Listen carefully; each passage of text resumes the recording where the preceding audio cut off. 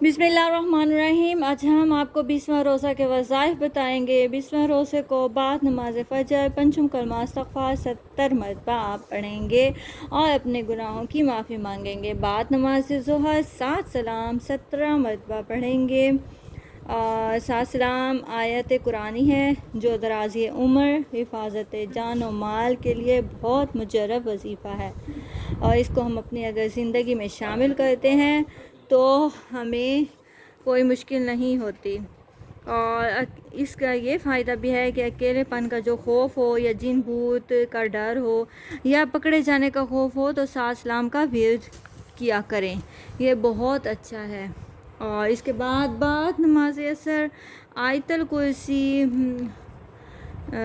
27 मरतबा पढ़नी है।